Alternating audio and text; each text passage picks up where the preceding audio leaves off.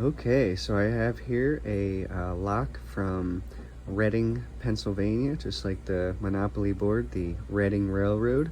Um, Not pronounced reading, but pronounced Reading. Let's get into focus here. Thank you. As I try to pick this, we're gonna try and do a brief history at the same time.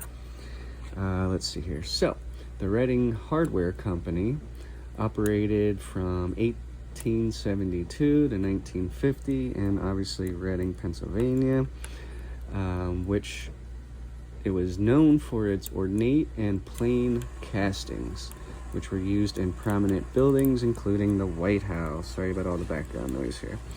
As a leader of hardware from 1880s to 1920s, they produced architectural hardware, including door locks. So, and there we have it, opened up. Well, hope you enjoyed that.